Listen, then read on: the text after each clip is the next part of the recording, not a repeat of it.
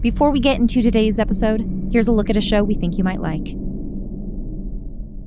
Ambition, if it ain't the crux of all the great tales. A mysterious voice welcomes you to Monster Hour Arborealis, the smoky light through shuttered blinds illuminating an open City of Mist player's handbook.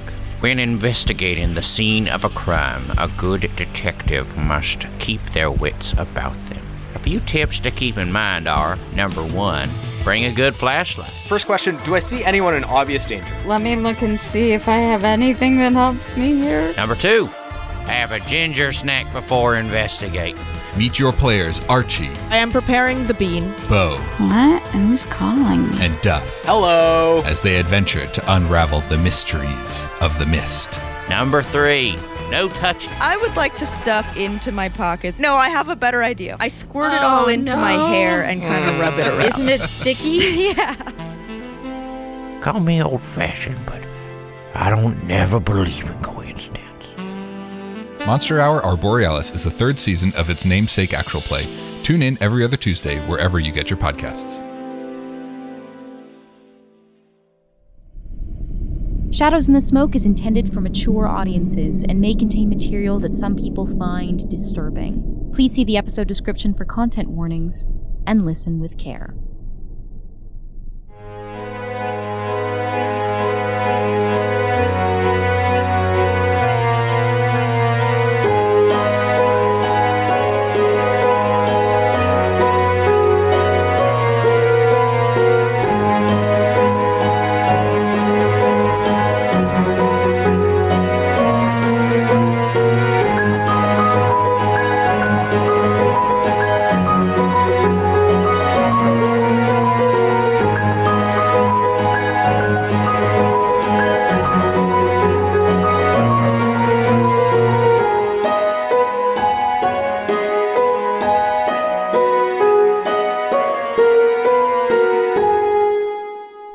Welcome to the Dusk.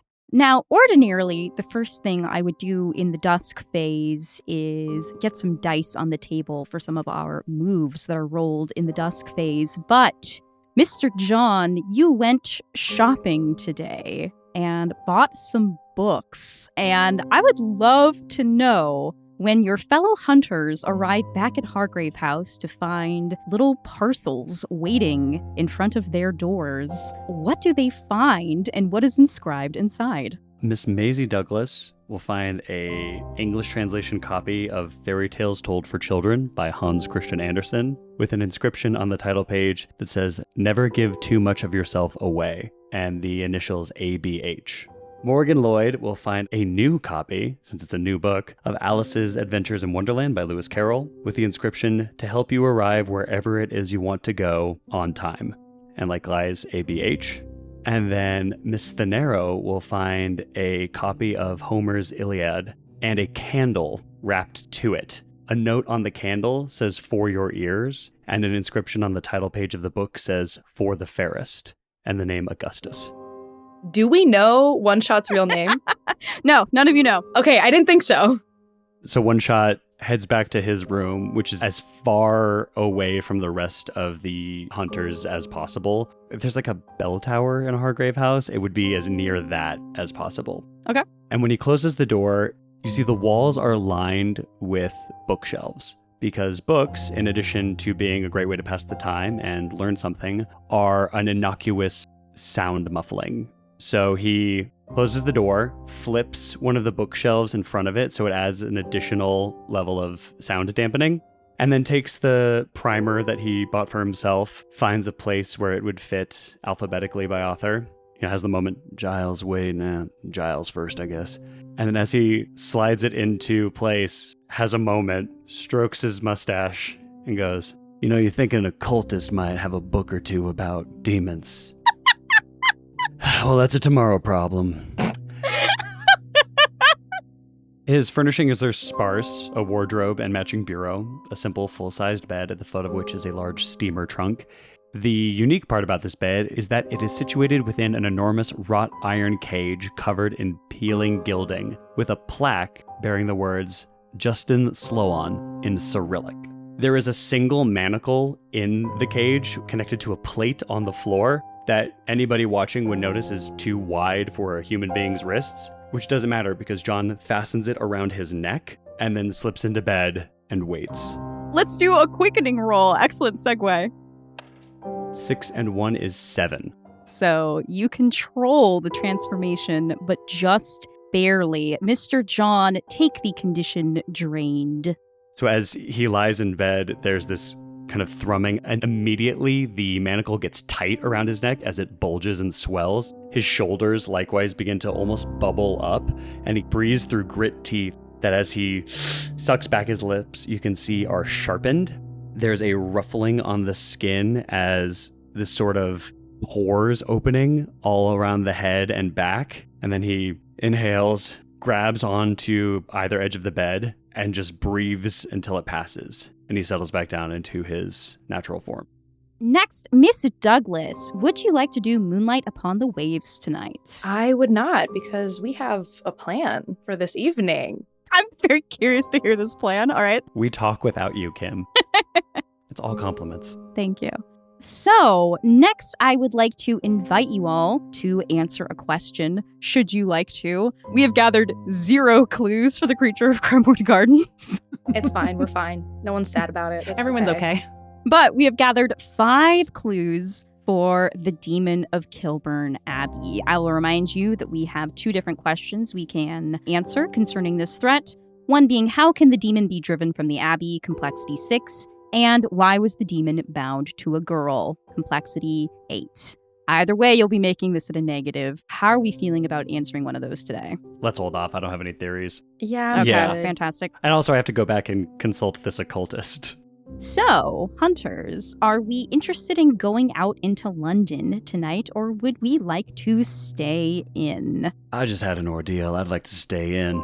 Maisie is so sad that there was no fishman present, and she needs to sulk in the house, and that's okay. I'm also staying in. I have seen too much today. Pajama party? Yes. Pajama party? Pajama party? Yeah. And from a purely mechanical standpoint, I want to see these rooms. Pajama party. No, we all have to go to the room in our pajamas. Yeah. All right, so it sounds like we are doing a Hargrave House night phase. Yay! Yay! This is very exciting. We're one of the first people that are doing one of these. That's so cool. I'm excited. If the hunters choose to explore Hargrave House during the night phase, pick a room in whatever way you see fit and assign a prompt to each player. The entirety of the night phase is spent resolving the Hargrave House room prompts. The hunters will not make any moves during this phase. At the end of the phase, each hunter gets to claim an item mentioned or implied during these prompt narrations and add it to their personal quarters. The keeper can veto any they deem unreasonable or otherwise ask for adjustments to a player's idea. The room is now unlocked. They say pick a room in whatever way you see fit. So what I did a couple weeks ago, I gave the players the names of the 26 rooms that are available to be explored during the night phase. And with Robert's help, Robert wrote me up cute little descriptions of the doors for each of these rooms. And that is all of the information that Cass, T, and Natalia have in order to make their decision as to what rooms to go into. They told me off mic a handful of rooms that interest them based on that very little information that they were given. And I, of course, have some rooms that I'm very interested in being explored. So I think the way that we're going to do this is every time you all choose to do a Hargrave House night phase, I'm going to present 4 rooms to you. And then you will pick unanimously which one you want to go into. So your 4 rooms available today are as follows. The confessional. The Gothic style of this door makes it look as though it belongs in a cathedral, not a home. Those whose hearts are heavy with sin feel a morbid draw to open it and take the long walk down its stone corridor. The conservatory. A beautiful room of green and glass is visible through the large window on this door. The sun-dappled charm of the conservatory is only marred by its association with one of Hargrave House's most infamous residents, the larder. The cold room behind this nearly airtight door holds a wide variety of food for the hunters of Hargrave House. A blast of chilled air and a cacophony of smells greet whoever opens it. And finally, the music room. There is a visible mend in this door from where it was damaged years ago. Faint notes can be heard through it on a quiet night. Where are we interested in exploring today? Yeah, before we get too far away from it, Robert, you wrote all those descriptions? I did. Oh my god, you haven't read all of them? They're so good. No, I read them all. I just didn't know that Robert wrote them. I assumed they were from the game. They're so good. No, Robert wrote those. They're amazing. Thank you. If you want to read more of Robert's writing, he and I are writing a ttrpg together. More information about that is available on our Patreon. Okay, shameless plug over. I was going to suggest midnight snack in our pajamas at the larder. I do love the idea of a midnight snack and the larder. I will also, if we're feeling any type of way, I'm interested in the confessional because it's on theme for the threat that we're facing right now. I was going to say conservatory or the confessional. I can also be 100% down for a snack in my jammies, so... They're all fun. We invoked snacks when we introduced the rules for the Hargrave House. Let's go larder. Okay, I'm down. Let's do larder. All right, to the larder we go. I think at the top of this night phase, I would love for all of us to meet in the foyer of Hargrave House and head to the larder. Am I invoking this just because you all promised me a pajama party and I want to hear what all of your night clothes are? Yes, that's exactly what I'm doing. The quickening dampened, John unfastens his manacle, and feeling drained, like his last few attempts to withstand the curse have been easy, no problem at all. So now feeling this drain come over him, the immediate thing that happens every night, whether the curse takes hold or not, is a hunger. John then slips out of bed, goes to that bureau, and withdraws a knit flannel onesie, head to toe underclothes that button up the front and have a flap at the back that are just plain white cotton, but because of who this man is, there are stains at his armpits that will just never leave from the night sweats. But he dons that and then wraps around it a peacock blue smoking jacket with a gold lapel and quilted gold embroidery with a sash that he tightens tight, and bunny slippers. I think for Ina, just because she spends so much of her time in avant-garde fashion when it comes to sleeping, comfort is the most paramount for her. So she is actually just wearing a very simple Grecian shift in layers of simple white silk, unbelted, just very like flowy, sleeveless. And she steps out of her room and goes and starts to pad down the stairs towards the larder for a little snack. Morgan is actually probably still wearing what he wore that day, just with the unessential elements stripped off of it. So he's down to just his button-down shirt with the sleeves rolled up and his trousers. No shoes, no belt, no vest, no hat, nothing like that. The main thing that people might notice about him that's a little bit different today is on one of his arms, he does have wrapping where he bandaged up his fresh tattoo. Maisie picks up the book that she finds outside of her room and is intrigued by the inscription in it because she doesn't know anyone with these initials. But she figures there's lots of weird things in Hargrave House, like it's just something that happens. And she takes the book and puts it on a shelf in her room that is basically almost bare because she has like no possessions and it just becomes one of her new possessions. And then she strips down completely because she does sleep in the nude. And knowing that in this house, maybe not the best move right off the bat, she grabs the Viking flag that serves as a blanket on her bed and kind of wraps it around herself as like a poncho and goes on her merry way down to the larder. Well, seems I'm not the only one whose tummy was rumbling in the middle of the night, unless I'm interrupting something. No, I've just been looking for a fish man all day, and therefore the appetite has sprung upon me for fish. Not for men? Not in a weird way, no, just sort of in a in a fish way. No one be weird. No one look at me. No appetites are weird, young lady. I didn't mean to insinuate anything. I think all appetites are perfectly natural. Then again, me saying as much probably doesn't comfort you none. Well, Maisie did have a rather busy day terrorizing the local police force, so she certainly probably does have an appetite for fish or any other good snacks. Rabbit, I didn't know you ate. Skinny thing like you. Lost a little blood today, so, have to refresh the stocks. Do you like a fish? Maisie holds up like a tin of sardines right up into Rabbit's face. I think maybe it's something a little less pungent today. I also have mackerel, if sardines are not for your liking. Or herring! There's so many good fish. It's been a while since I've had a kipper. Let's, see if we can't avail ourselves of the store, shall we? So, the four of you arrive at the larder.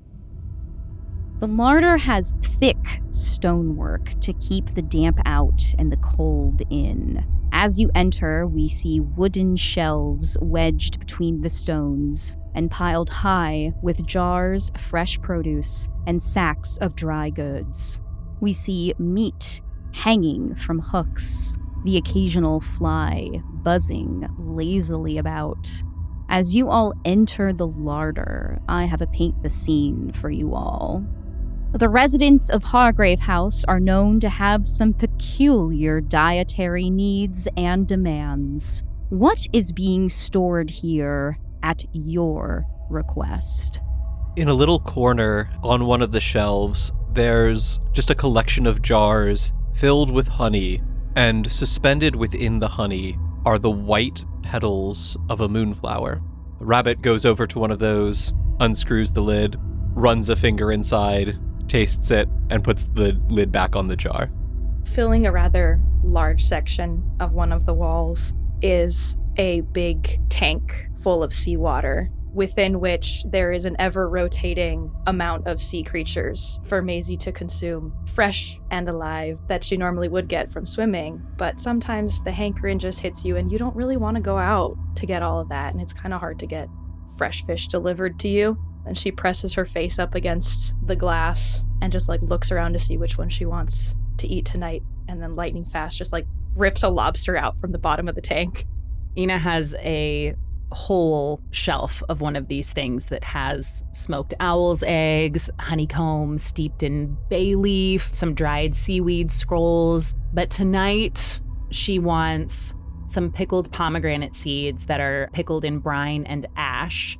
And on the jar itself, you can see the pomegranate seeds floating in it, but on the jar it says "for clarity" in Greek. And she just twists the cap off and, in a most unladylike way, just starts to pick them out with her fingers and eat them. There's an expression, "I'm so hungry I could eat a horse," and One Shot John lives up to that expression.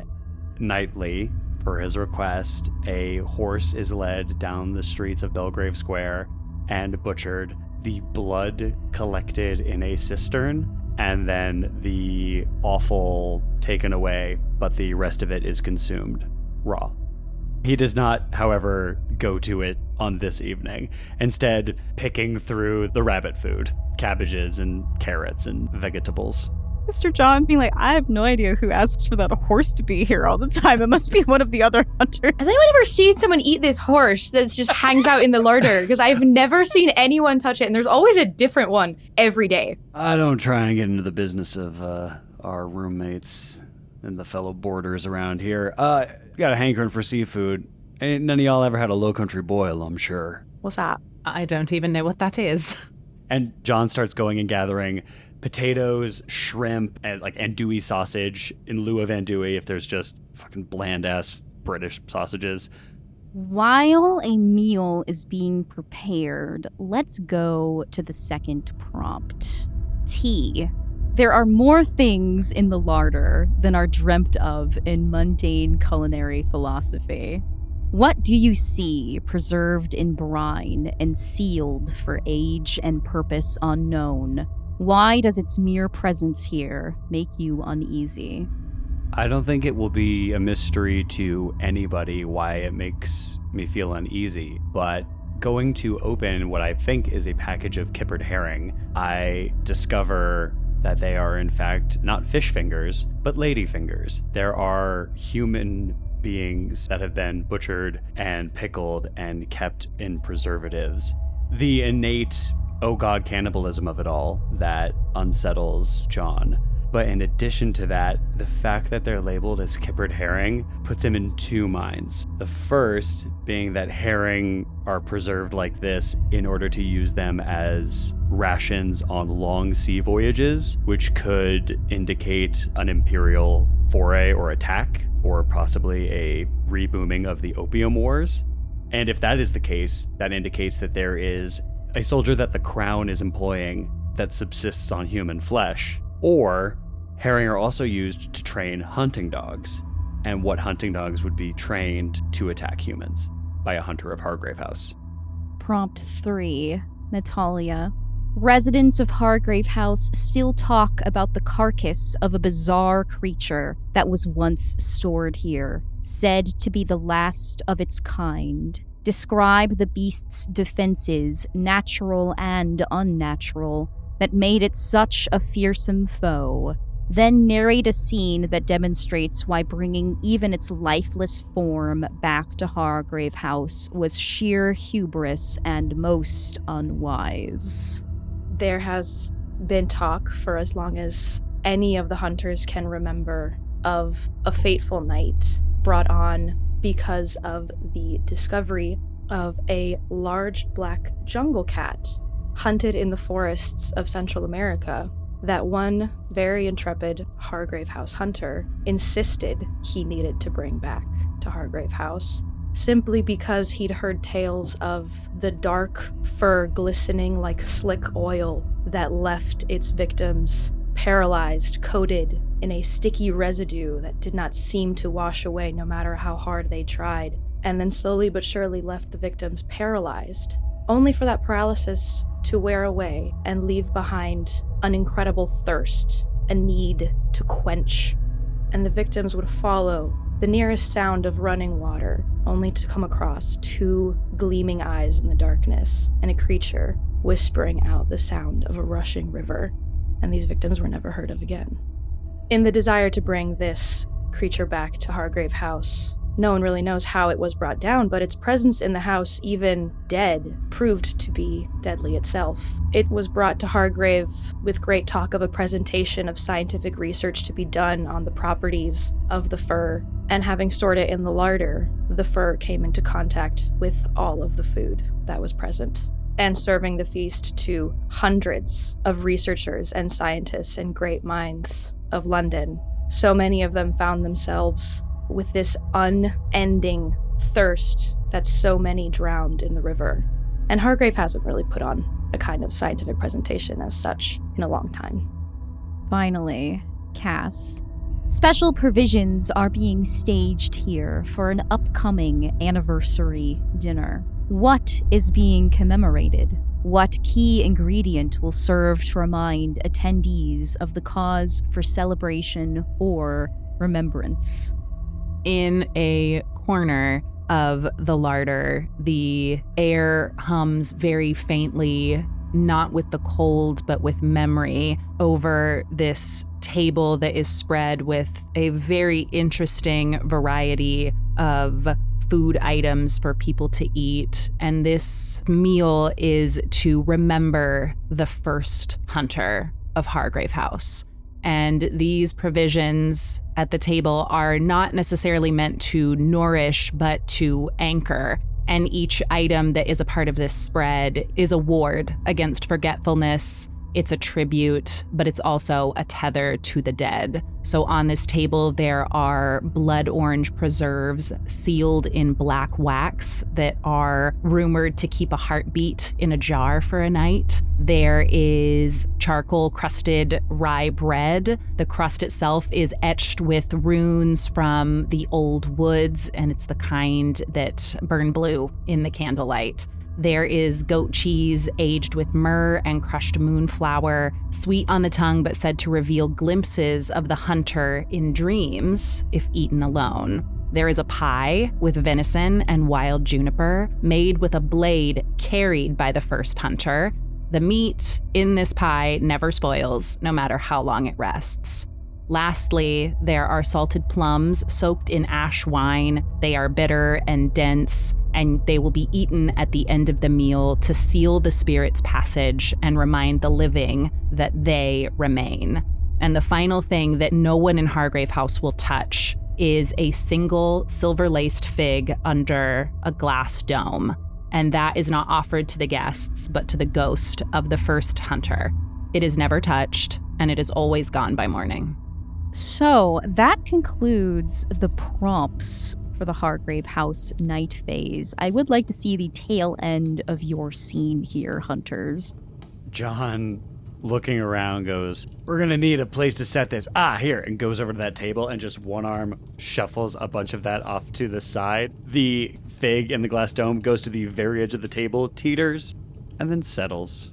And he comes back with an enormous pot that normally he would just be able to take. He goes, "Wouldn't y'all mind giving me a help with this?" Ina walks over and just takes it out of his hands and carries it over to this table with no issues.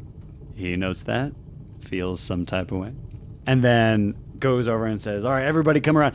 You're not going to need any silverware, so forget about all that." Takes the blade of the first hunter and just kind of chops it into one of the shelves, and then goes and removes the lid, and steam immediately issues out of it and settles down on the low, cold floor like a miasma, revealing a spiced medley of shrimp, corn, potatoes, and sausage in what is just a very simple but very fragrant Georgian traditional dish, a Low Country boil. Have at it! We just all eating out of the pot then? Damn right!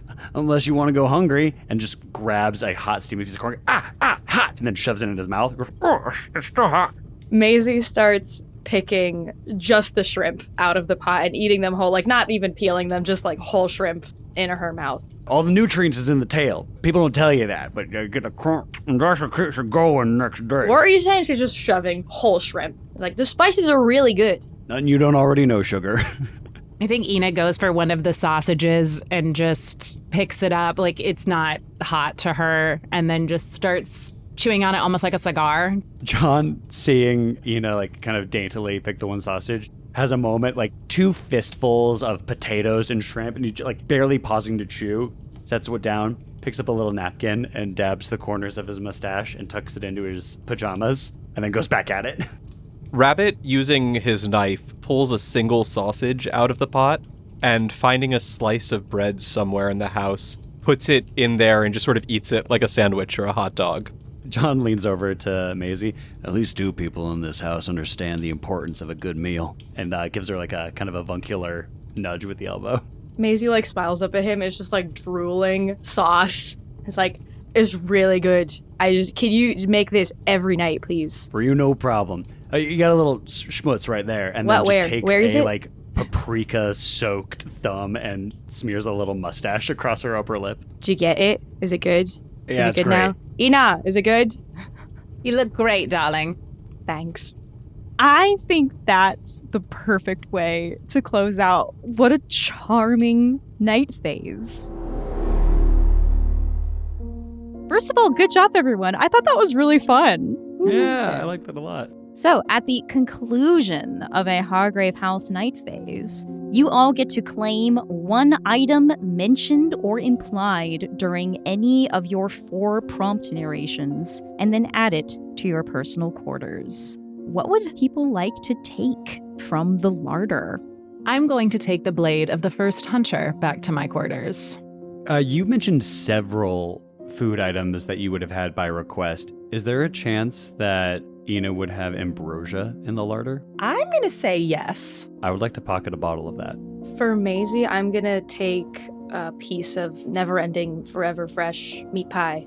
And then with Morgan, I'm going to go simply and just take the candied moonflowers that I described in my Paint the Scene. And now the larder is unlocked. Let me tell you all the move that is now available to you. Whenever you succumb to the sudden urge to consume raw flesh in the larder, you draw the attention of the pagan swine god Mok, whose influence is still felt here long after the reckless hunter who venerated him was banished from Hargrave House. Roll with sensitivity. If the flesh belonged to a humanoid creature, roll with advantage. On a 10+, Mock reveals secrets in the meat. Ask the keeper for a clue. And you are sated for now. Clear an appropriate condition. On a 7 to 9, the same, but take the condition ravenous instead of clearing a condition. On a miss, Mock demands a sacrifice of riches, status, or blood, keeper's choice. During the next night phase, describe how you satisfy the request, or retire this character after narrating a scene where they are consumed by their own bloodlust. So that's crazy. So the fun move is cannibalism augury? Yep. I mean, to be fair, it's only cannibalism if you want the advantage. Otherwise, it's just meat eating. Babe, why am I going here if not for the advantage? What's the point? We seem to be under the implication that Mr. John regularly succumbs to the desire to consume raw flesh in the larder. Yeah, this one just seemed like it was targeted. It does go highly personal. Well, I look forward to a scene where Mr. John meets Mock. Technically, you can trigger this just by eating some sushi in the larder. I was going to say, raw flesh is not something that's foreign to some of us. Well, that move is now available always for not just this season, but the entire rest of the campaign for anyone who lives in Hargrave House. So enjoy, and I look forward to one or many of you meeting Mock. Emphasis on meat. Let's go to our dawn questions, please. Did the hunters resolve the threat? No. Not tonight. No. Did the hunters answer a question? No.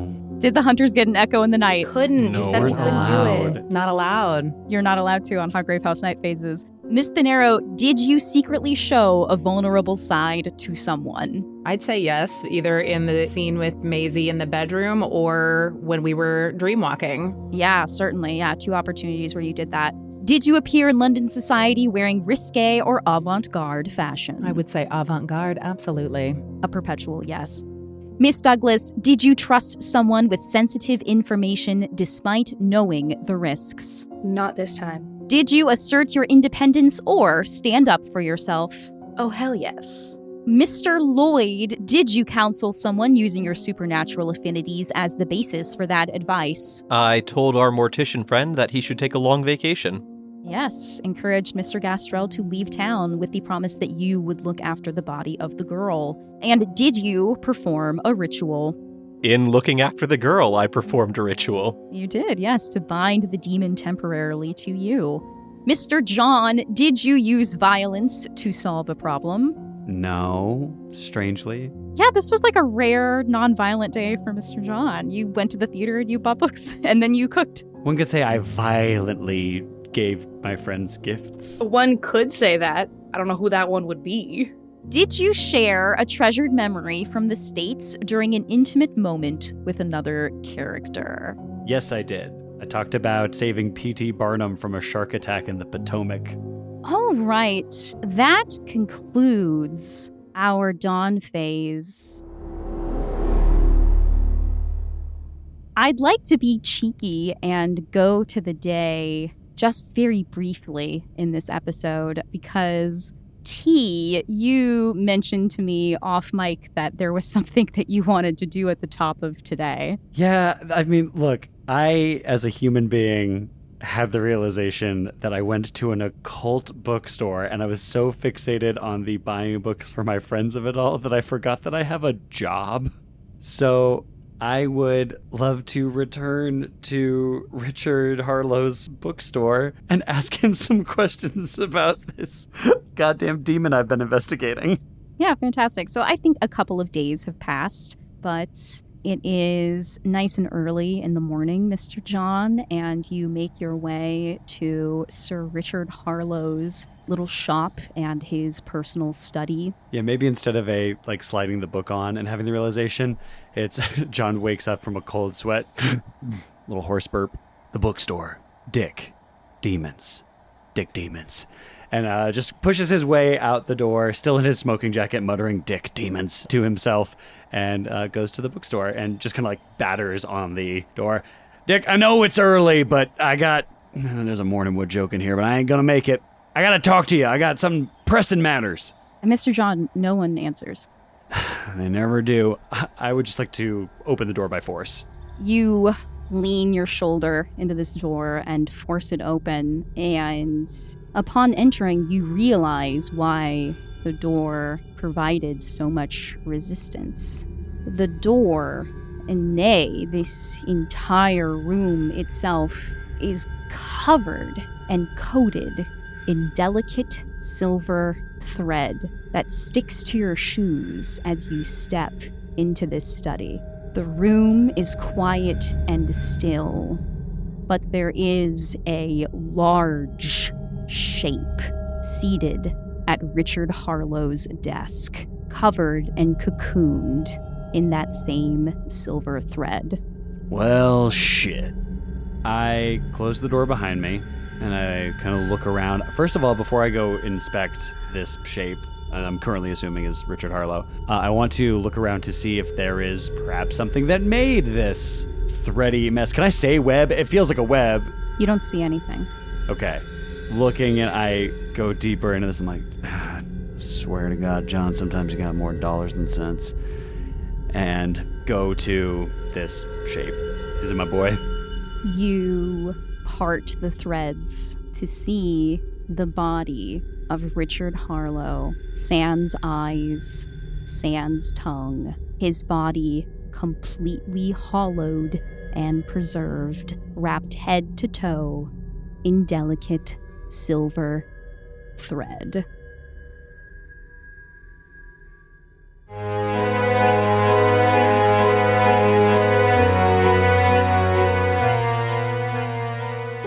Shadows in the Smoke is a Kitten Marlowe production. This episode was edited and produced by Kim Dalton and featured a theme song by Jake Pierle. You can find out more about us by visiting kittenmarlowe.com, signing up for our newsletter, or following us on socials. For Discord access, an exclusive behind-the-scenes show, and more, visit patreon.com/kittenmarlowe and join Abigail Agnew and all of our incredible Kitten Marlowe patrons in supporting artist-driven storytelling. Thanks for listening.